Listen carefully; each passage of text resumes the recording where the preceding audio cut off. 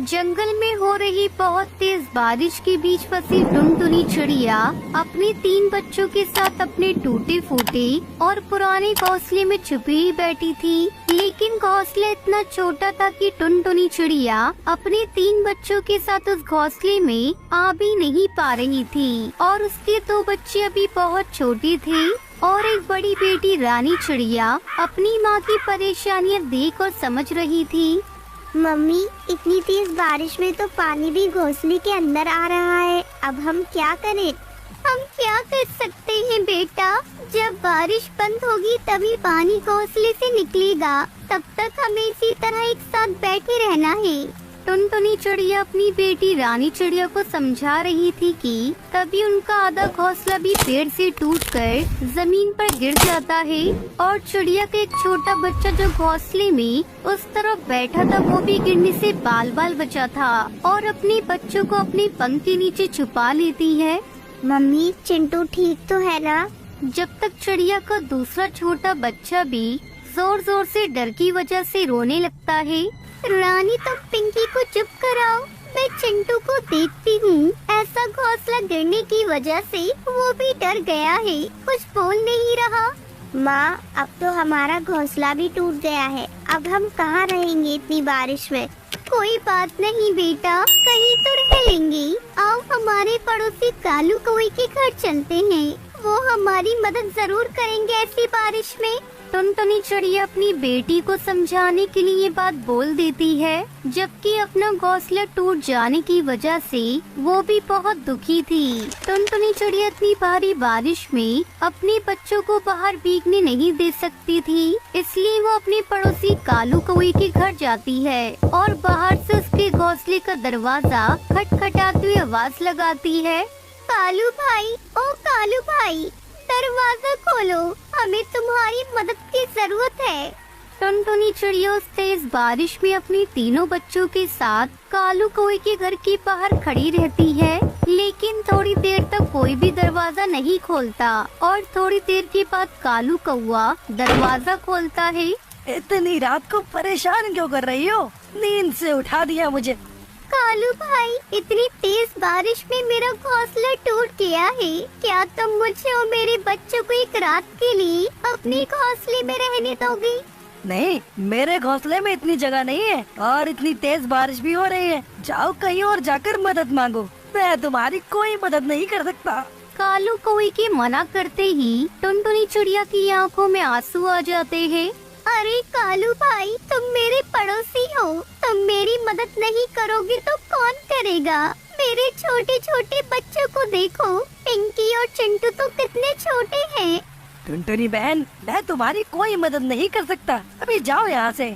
इतना बोलकर कालू कौवा टुनटुनी चिड़िया के सामने ही अपने घर का दरवाजा बंद कर देता है। बारिश और ज्यादा तेज हो जाती है और कालू कौवे के घर के बाहर खड़ी टुनटुनी चिड़िया बिल्कुल बेबस होकर अपने 3 बच्चों के साथ तेज बारिश में भीगती रहती है। उसके दोनों छोटे बच्चे जोर जोर से रोते रहते हैं। टुनटुनी चिड़िया उसकी बड़ी बेटी रानी चिड़िया दोनों मिलकर चिंटू को चुप करवाती है और बारिश से बचने के लिए इधर उधर आसरा ढूंढती है। एक जगह पेड़ पर घने पत्ते थे और उस जगह बारिश की बूंदें थोड़ी कम आ रही थी, इसलिए चिड़िया माँ अपने छोटे बच्चों को वहाँ पर बिठाकर दूसरे पड़ोसी तोताराम तोते के घर जाती है। तोता भाई, अरे तोता भाई, दरवाजा खोलो। टुनटुनी चिड़िया बहुत देर तक तोताराम तोते का दरवाजा खटखटाती रहती है, लेकिन कोई भी दरवाजा नहीं खोलता और इतनी तेज बारिश वाली रात में कोई भी टुनटुनी की मदद नहीं करता। टुनटुनी चिड़िया वापस अपने बच्चों के पास आकर बैठ जाती है और अपने पंख फैलाकर अपने छोटे बच्चों को बारिश से बचाने की कोशिश करती है, लेकिन कोई फायदा नहीं होता।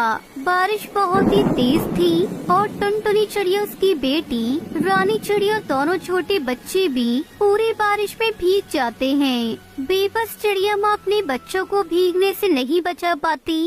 अगली सुबह सूरज निकलता है और बारिश बंद हो जाती है। तब तक टुनटुनी चिड़िया जागती रहती है, क्योंकि पेड़ की डाल पर उसके बच्चे सो जाते हैं, तो वो रात भर उन सब पर निगरानी रखती है। और जाओ बच्चों, बारिश बंद हो गई है, लगता है को सूरज निकल आया है।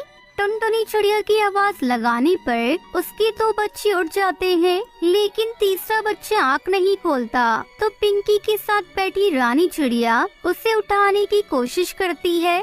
उठो चिंटू उठो, सुबह हो गई है और बारिश भी बंद हो गई है। क्या हुआ रानी चिंटू को? पता नहीं माँ, चिंटू को क्या हो गया है, वो अपनी आंखें ही नहीं खोल रहा है। अरे चिंटू को तो बहुत तेज बुखार है और मैं क्या करूं? मुझे तो कुछ भी समझ में नहीं आ रहा है। हमें चिंटू को लेकर डॉक्टर के पास जाना होगा। रात को तेज बारिश में भीगने की वजह से उसे बुखार आ गया है। लेकिन माँ, हमारे पास तो कोई भी पैसे नहीं है। बिना पैसों के डॉक्टर चिंटू का इलाज नहीं करेंगे। इतना बोलकर टुनटुनी चिड़िया अपने बच्चे को लेकर डॉक्टर कबूतर के पास आती है। तब तक आप लोग कमेंट में बताएं 2+2 कितने होते हैं। मेरे बच्चे को देख लीजिए, उसको होश नहीं आ रहा है, बहुत तेज बुखार है। मेरी मदद करिए डॉक्टर। कबूतर टुनटुनी चिड़िया उसके तीनों बच्चों को ध्यान से देखता है। वो सभी देखने में बहुत ही गरीब और गंदे लग रही थी। ठीक है, पहले मेरी फीस दे दो, उसके बाद मैं तुम्हारे बच्चों को इलाज शुरू करूँगा। मेरे पास तो कोई पैसे नहीं है, लेकिन मैं उधार लेकर आपकी फीस जमा कर दूंगी। अभी तो आप मेरे बीमार बच्चे का इलाज कर दीजिए। मैंने कोई मुफ्त में दवा देने के लिए अपनी क्लिनिक नहीं खोल रखी है। तुम अपने बच्चे को ले जाओ। अगर पैसे नहीं है तो दोबारा यहाँ पर मत आना। डॉक्टर साहब, आप ऐसा कैसे कह सकते हैं? एक बार मेरे बच्चे को देख लीजिए, उसको बहुत तेज बुखार है। मैंने कहा ना, मैं आपकी फीस और दवाई के पैसे धीरे धीरे करके चुका दूंगी। डॉक्टर कबूतर चिड़िया की बात नहीं सुनता और उसे उसके बच्चों के साथ अपनी क्लिनिक से बाहर निकलवा देता है। और टुनटुनी चिड़िया जब अपने बच्चों के साथ बाहर आती है, तब बारिश फिर से शुरू हो जाती है और वो तीनों फिर से बारिश में भीगने लगते हैं। उनका घोंसला भी टूट गया था और एक बच्चे को होश नहीं आ रहा था। उसे बहुत तेज बुखार था। वो दोबारा से भीगने लगता है। तभी वहाँ डॉक्टर बुलबुल नजर आती है और वो टुनटुनी चिड़िया की मदद करती है। लेकिन चिड़िया का बच्चा तब तक मर जाता है। तो टुनटुनी चिड़िया बहुत रोती है।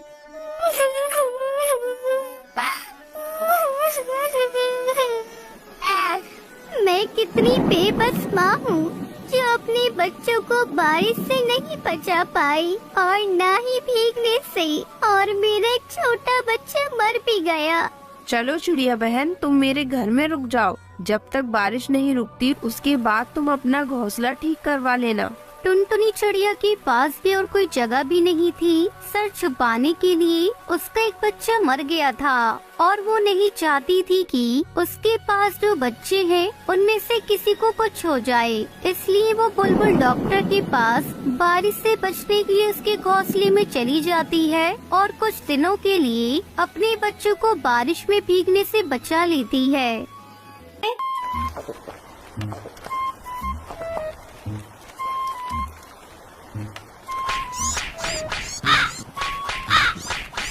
चंपकवन जंगल में टुनटुनी चिड़िया अपने पति बंटी कबूतर के साथ रहती थी। बंटी कबूतर बहुत ही आलसी था। वो कोई काम धंधा नहीं करता था। घर का खर्च चलाने के लिए टुनटुनी चिड़िया अपने पड़ोसियों के यहाँ काम करके थोड़े बहुत पैसे कमा लेती थी। एक दिन टुनटुनी चिड़िया 2 अंडे देती है। हे भगवान, कुछ ही दिनों में नंदू से बच्चे बाहर आ जाएंगे, घर का खर्च बढ़ जाएगा। मैं अकेली कैसे 2 बच्चों को पालूंगी?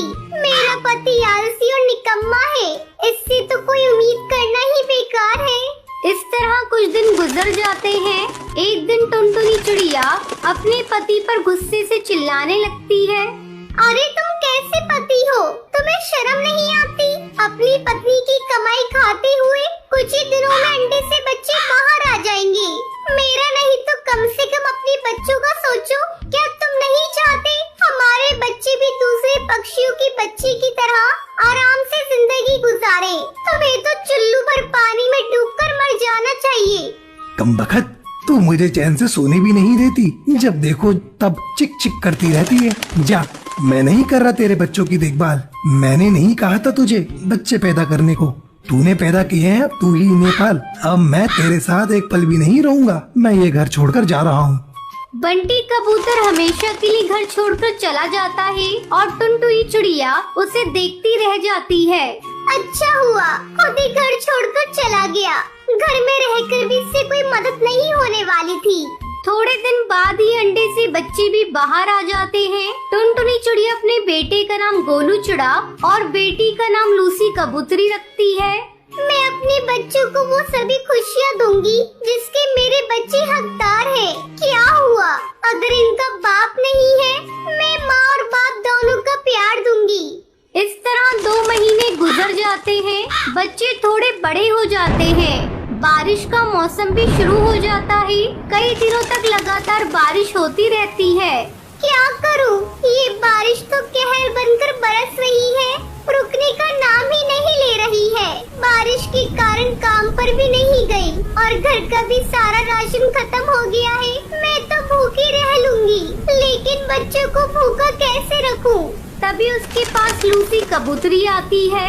क्या कर रही हो माँ? मुझे भूख लगी है, जल्दी से मुझे भोजन दो। तो रुक लूसी कबूतरी, थोड़ी देर बाद मैं पड़ोस वाले सुंदरी कौवी के यहाँ से भोजन मांग कर लाती हूँ। तब तक तू थोड़ा पानी पी ले। नहीं माँ, मुझे पानी नहीं पीना। 2 दिनों से तुम हम लोगों को केवल पानी ही पीने के लिए दे रही हो। मैं मजबूर हूँ बेटा, इतनी बारिश में मैं बाहर जाऊँ भी तो कैसे? तभी गोलू चिड़ा जोर से रोने लगता है। किसी तरह टुनटुनी चिड़िया उस बारिश में अपने घोंसले से बाहर निकलती है। तू अपने भाई की देखभाल करना, मैं अभी भोजन का इंतजाम करके आती हूँ। टुनटुनी चिड़िया पास वाली सुंदरी कौवी के घर जाती है। सुंदरी कौवी, अरे सुंदरी कौवी, जल्दी बाहर आओ, मेरी मदद करो, मुझे थोड़ा अनाज दे दो, मेरे बच्चे भूख से तड़प रहे हैं। इतनी बारिश में मैं तुम्हारी कोई मदद नहीं कर सकती टुनटुनी चिड़िया, तुम यहाँ से चली जाओ। फिर टुनटुनी चिड़िया अपनी सहेली टूनी चिड़िया के घर जाती है। उसकी सहेली बहुत ही अमीर घर की थी। टूनी बहन, मेरे बच्चे 2 दिनों से भूखे हैं, दिन भर पानी पीकर रहते हैं, तो मेरी मदद करो, मुझे कुछ अनाज दे दो जिससे मैं अपने बच्चों का पेट भर सकूं।